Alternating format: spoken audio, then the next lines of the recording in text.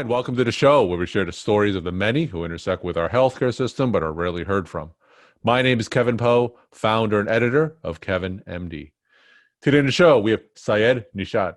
He is a financial advisor and he wrote the Kevin MD article, 8 Estate Planning Mistakes for Physicians to Avoid. Syed, welcome to the show. Thank you, Kevin, for having me. So we'll get into your article in a little bit, but first off, can you share your story and journey to where you are today? Sure. So, Kevin, I'm a first-generation immigrant. I was born in Bangladesh and came here as a foreign student almost 21 years ago, and immediately fell in love with this country. And I wanted to settle down here. And I graduated from University of Nevada in bachelor's degree, but that was on the heels of September 11, and it was impossible for me to get a sponsored visa that I needed to stay in this country. So I was actually staying in California, working in 7-Eleven and part-time internship and about to go back. And then I actually get a call from a friendly broker-dealer in New York City. And they wanted to sponsor my visa and wanted to hire me as a stockbroker to do cold calling. It wasn't the ideal job I dreamed of, but and I remember when I called my dad back home and I told him I want to be a stockbroker, he sounded very disappointed and asked me to come back home and hang up the phone. And I don't blame him because he didn't grew up with the financial planning concept that considered to be norm here. But that gave me actually an idea to start reaching out to the fluent first generation immigrant in US and speak about the importance of financial planning. And coincidentally, when I was reaching out to them, I was actually getting physician client, is because if you read a statistic by Journal of American Medical Association, 1 out of 6 medical professions are foreign born in US. And they have a similar story, humble story like me, similar background. They came out of nothing and work hard and make a fortune. So we connected very well within the physician community. They come to know us.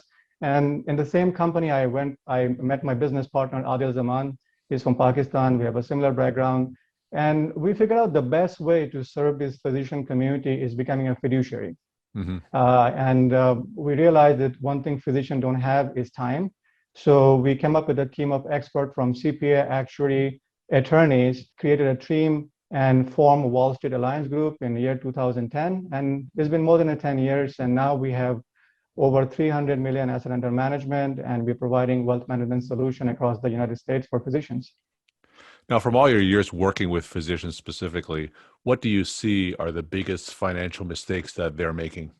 The biggest financial mistakes we are making for physicians right after graduate, they talk about investment. All right, give me Bitcoin, at least for the last 2 years. But we must understand for physicians, they start with a negative debt all the time. At least a few 100,000 is not uncommon to have it. And they're looking is it possible to make the money quicker to pay off the debt? And then on top of it, they have this residency, they have fellowship, and on top of it, they have this pressure in jobs. So it's very easy for them to make mistakes for the shortcut they're trying to take. So what we're trying to explain to physicians, go back to the basic. Go back to the financial planning first. I mean, right off the residency, you don't have to worry about spending the $500,000. You still need to work like a resident and live like a resident for a couple of more years to pay off the debt. Once you do it, then have a budget, then buy a house, have a retirement plan, and then investment will automatically falls into play. And this is where we come into Kevin MD to echo the importance of financial planning for physicians. All right, so let's talk about the Kevin MD article that you contributed recently. It was back in April. It's titled 8 Estate Planning Mistakes for Physicians to Avoid. Now, during the pandemic, I get a lot of emails and articles from physicians because of the pandemic. They're realizing their own mortality, and they realize they don't have an estate plan, and they're busy drawing up their wills and creating estate plans. Now, with that in mind, for those who didn't get a chance to read that article, can you just walk my audience through it and share the story of why you decided to write it? Yes, it's a very good question. So, usually when we talk about a fiduciary financial plan, we talk about investments, asset protection, estate planning, but also we talk about preparing the client for uncertainty. If something goes wrong, you're prepared. But we hope none of this becomes true. But last year, it was an anomaly for us. 80% of our clients get affected. And the situation is like disability, lawsuit, loss of income, loss of job, and even the shocking moment for us, for one of my best physician client passed away. Mm. There's no way to describe his loss, but having a proper estate planning and financial planning give financial peace of mind to the family and allow them to focus on his health during when he was seriously ill. But unlike him, many physicians are financial savvy. Last year, we're getting a lot of physicians, like you mentioned, they don't have any will and trust set up, they're coming to us. Or they already get a lawsuit, but now they're coming to us. Usually, you should prepare ahead of time. So if something goes wrong, you're actually prepared. So we decided to echo the importance of financial planning through social media. We have been writing in Medscape, Medical Economics, and one of my clients actually forwarded me an article in Kevin MD is keep insulting physician, good luck finding them.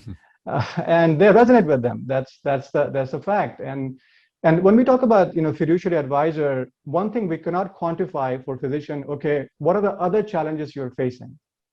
Okay, depression, burnout. They don't want to talk to me about this because they feel like still they're a macho man. They can handle it. I can deal with it, but it is there. So I was looking for a safer environment to talk to them about these areas. And because there's no point, Kevin, in doing a financial planning if you're not happy in life. What's the point of doing all of this?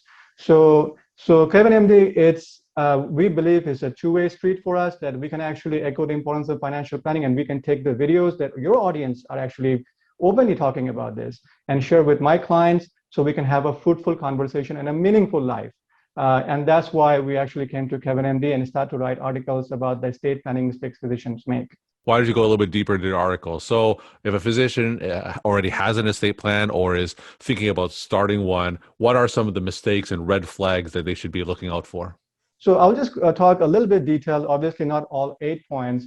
The biggest mistakes we see if physicians say, okay, I have a will, I'm set to go. I don't have to worry about any estate planning because my assets not too much. You have to keep in mind, if you just have a will and if you die, it's not like tomorrow, the beneficiary gets the money. Usually what happens, the trustee has to take the original copy of the will and send it to court. And the court have to authenticate the will, and then they have to release the fund. It takes some time. It's called probate. Depending on the state you live in, the probate takes between few weeks to few months. But meanwhile, the beneficiary need money. They cannot have access to it. You can easily avoid it by creating a revocable trust as well. And most physicians, like in your show, I see they all talk about passive investment. They talk about investment in crowdfunding. So it's not uncommon for physicians to do multiple different investments, and it's segregated. So make sure that you have a trust and fund a trust as well. So if anything happens to you, that no probate process. That's one of the biggest mistakes we see, number one. Number two, we see it that when you draft the will and trust, they give outright beneficiary under the name of the children. So think logically, if tomorrow the children become older and get into married and get into divorce, the asset becomes half. The best way to give money is through an irrevocable trust, because the assets that are an irrevocable trust cannot be touched in an event of a lawsuit or divorce. This is the second biggest mistakes we see. And the third mistake I will say is asset protection. Like everyone is talking about investments and will and trust, but it's very easy for a physician to get a lawsuit. I was reading an article, according to American Medical Association, more than 60% of physicians over the age of 50 get lawsuit at least once. And this statistic is quite higher for certain professions like OBGYN and surgeon. So make sure when you do a estate planning, is done in such a way that in an event, if you get a lawsuit, all the assets are protected. And a good financial advisor and estate planning attorney can work together and come up with a good plan for you. So these are the three major mistakes we will say physicians to avoid. But obviously, we can. I'm encouraging readers to read the articles. I talked about the problems, but solutions, definitely everyone's situation is unique. They can speak to the financial advisor and come up with a solution. Now, I get a lot of questions from medical students and early residents. They ask me, how early should they begin thinking about estate planning? Yeah, I recommend that should be the foundation. You don't have to have a lot of money to do estate planning, because if you do a proper estate planning, it's asked the most important question. Okay, if you die, who will pay your debt? Well, that's the question that you need to say, hey, I have $1 debt, I have to pay this off, so I have to come up with a budget. All right, who will take care of your children if anything happened. So this actually creates a proper foundation. This is boring. Estate planning is extremely boring. No one wants to talk about it. Hmm. Everyone wants to go for the best investment idea. But these are the foundations. So we recommend that before doing investment, please speak to your estate planning attorney and financial advisor. Get the basic will and trust done. That will create the foundation for you, the framework for you for overall financial planning and investment. Now, if a physician is listening to this and wants to pick up the phone and start their estate plan, is there anything they should look out for? Should they look for financial advisors like yourself, estate planning attorneys, anything specific they should look out for when they look for counsel regarding this area? So one of the good thing about in Google that you have all the information, but the bad thing is that sometimes too much information could lead to a lot of confusion. And then most of the time I was reading a statistic that if you have too much information, you tend to make a bad mistake. So like the way you specialize as a physician in doing something, we recommend going to a specialized financial advisor or estate planning attorney who deals with physician mainly. And I will try to share a personal story with you. 3 years ago, my wife was diagnosed with uterine fibroids. And fibroids are very common in women, in South Asian women, but my wife had over 17 of them. And in New York City, it was very tough for me to go to a physician because we had to perform a myomectomy or surgery. Mm-hmm. But when we went to the doctor, because of the size and of the tumor, they recommended to go to different specialists to make sure that there's no cancer, no infection. So they recommended a list of different expertise like infectious disease doctor, GI, or fertility doctors to make sure there's no infection there. But every time we call them, there's a long wait, and by the time I get hold of them, they're asking me questions I don't even know how to answer. Mm-hmm. So we were frustrated, but then we got a specialist referral in Alderman, Alabama, who specialized in fibroid treatment. He mentioned that he has the team of experts we're looking for in-house. He can arrange the meeting in one day, but at the end, he will decide the best course of action for me and for my wife. But long story short, when we went to his office, it was exactly what we expected. And at the end of the day, we were so happy with his treatment that we welcomed his surgery. And this doctor, you can Google him, Dr. Risk. I always speak about him in Alabama. It was a miracle doctor for him. Because of him, and now 2 years ago, we were blessed by a beautiful son. Now, the reason I share the story with you that when you deal with a financial advisor or estate planning attorney, make sure you look for a specialist like this doctor we went to who was a fibroid specialist. And make sure that the financial advisor have the team of experts like this Dr. Hitch. You don't have to go to 10 different places. And make sure the financial advisor is fiduciary like this doctor was for me and for my wife and save our lives. So we recommend highly go to a specialist who knows your situation, who deal with physician and understand their issues. We're talking to Syed Nishat. He is a financial advisor, and he wrote the Kevin MD article, 8 Estate Planning Mistakes for Physicians to Avoid. Syed, if you read my site, and I'm sure you're aware when you talk to a lot of physicians who are involved in the finance space, they think that physicians should be able to learn about finances themselves. At what point should physicians consider outsourcing their financial planning to a financial advisor like yourself? So ideally, the investment portion, I do agree that something could be passive. We're not, recommend that that physician can pretty much buy the index fund, who are residents and who have a net worth. Ideally, the question becomes, how big is your net worth? If your net worth is less than $1 million, you can handle yourself. That's the reality. Just buy a passive managed fund and you'll be good to go. But once your net worth starts to go over $1 million, we recommend that hire a financial advisor, and you can actually do it yourself. A good combination would be good help because you need some human touch as well, who can talk about some of the mistakes you can make. And that's why we suggest that a good ideal point would be that once your net worth goes over $1 million, hire a financial advisor, just have a second opinion in your big picture financial plan. And usually the asset under management, you pay the advisor, that covers that. And when a physician looks for a financial advisor, what are some things they should specifically look out for? Yeah, first they should be start looking. It's not a one-man show. That's very important. That a lot of times we see a financial advisor right off the back. They say, "I do investment management." That's not something you should be looking for right away, because as I mentioned, investment management. A lot of physicians maybe they should be able to do it themselves. But if they say they are fiduciary, the word is there, if they are a fee-only investment advisor, they have a legal obligation to work on the best interest for their client.